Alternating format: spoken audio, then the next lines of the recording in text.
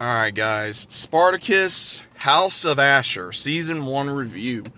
Um, this was interesting. I will say this. I know a lot of people were probably wondering how they were going to do this show. So for those of you that did not watch the show, those of you that did, let me know your thoughts about it. But for those of you that did not watch the show, basically all it was pretty much like a what-if scenario. Ashur gets risen from the dead into an alternate timeline of he was the one that took down Spartacus. He got rewarded by Craxus. He got the former house he was in. He pretty much owns it. He, is Craxus's lapdog to a certain degree. And he goes through a lot this season. I mean, pretty much having a relationship with like one or two of his servants, mainly one, which was Hilaria, I believe her name was. And then, of course, meeting / also dealing with the one senator that has the wife and the daughter. The daughter, he takes very much interest in, and at the same time, the mother is a pain. The senator is a pain. Most of these characters, again, if you've watched Spartacus, you know how it is. That most of these senators, most of these Romans, all these other ones, they got their heads so far up their butt they can't see the light of day.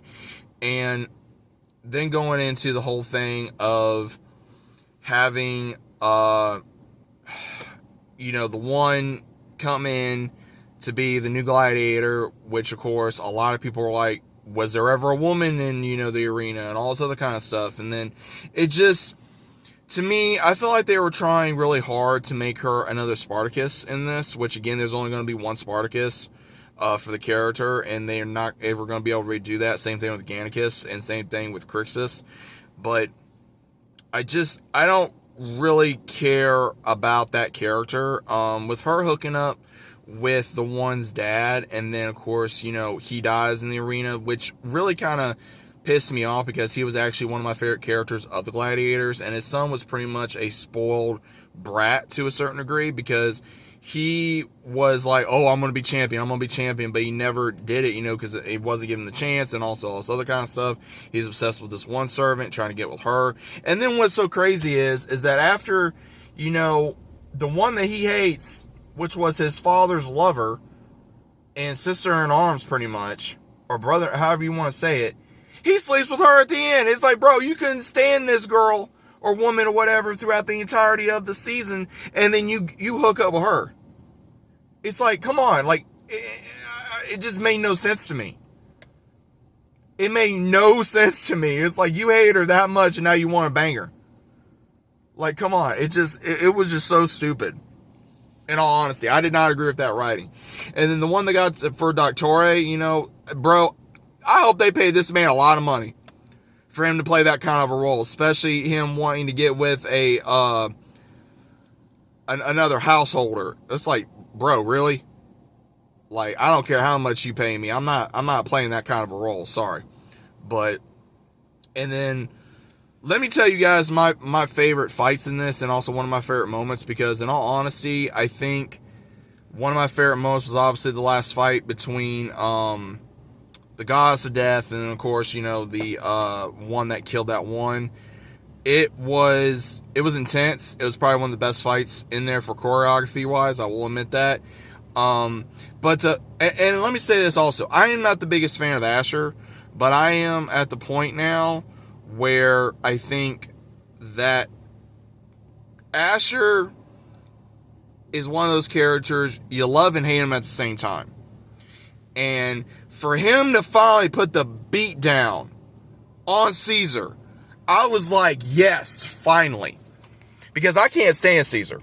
I can't stand Caesar at all. He is nothing but a little punk bitch. And it's like, bro, you're the same one that got, up the ass by that one kid in the original timeline. And then you get your wife that is a gorgeous woman but stuck up as well, and then y'all are wanting to do ones that have something on their lower regions that indicate you're going to do the same thing that happened to you in the original timeline, which was hilarious, by the way. Which was hilarious.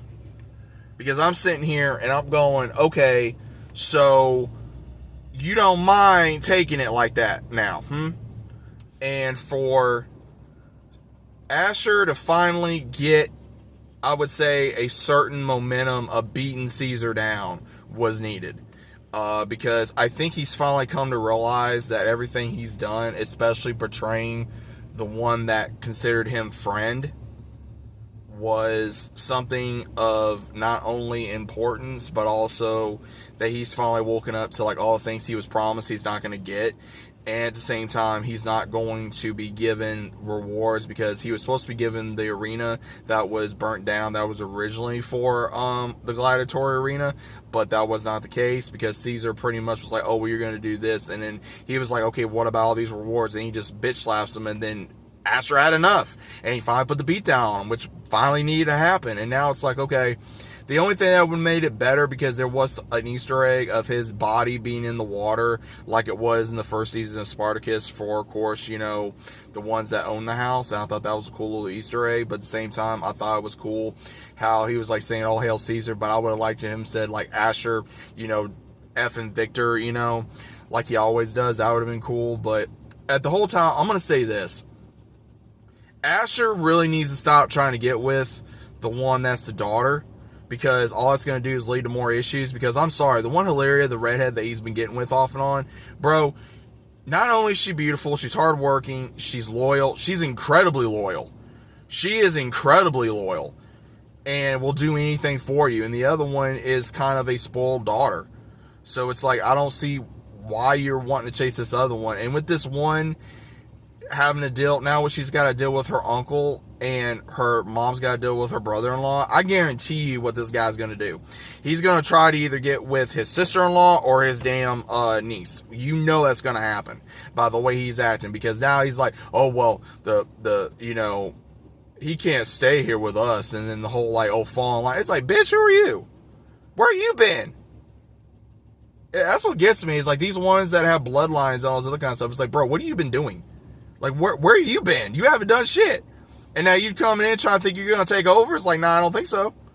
So, I know if they continue with season 2, I don't know how they're going to do it. But going into a season 2, Ashur is either going to have to cover this murder of Caesar, or he's going to have to really come up with some stuff. And the only ones I think he's going to be able to pretty much rely on is Hilaria, as well as also, of course, his Doctore. I'm not sure anybody else is going to be able to be trusted, and I do think that at some point with the way that they're going to be doing it is there's going to be some type of rebellion that Ashur is going to be doing, because again, we all know how Ashur is. He can be a snake, he's conniving, he's malicious, but at the same time he does have moments of true goodness in him, and we saw a little bit of that, but at the same time he always masks it with everything. And now I think he's finally realizing that to all these Romans and all the ones that are higher up, they're just going to see him as a slave. They're not going to see him as a free man. They're not going to see him as a owner of a house. They're not going to see him for him being the dominus of a household full of gladiators. And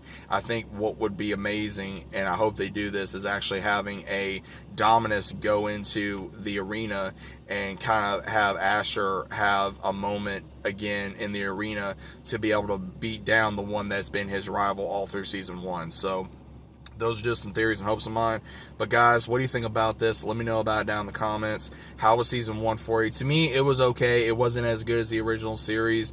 There was some good moments. There were some bad moments in here. I think they were really trying to praise, you know, the goddess of death a little bit too much. And again, she was not that good of a character. I mean, again, was she a Mary Sue? Yes and no. They really made her to where they were trying to bring her up a little bit, but they did give her a lot of character growth, I will admit that. But at the same time, she's not Spartacus. Don't try to turn her into a female Spartacus. It ain't never going to happen. All these other characters, I think they do need to be taken down a peg, but again, just depends on what they're going to do with the remainder of the season and the series. I don't know why I said season, but the remainder of the series. So let me know what you guys think about this down in the comments. Did you guys enjoy it? Was it okay? Did you hate it? Let me know your thoughts about it down in the comments, and I'll see you as always on the next one.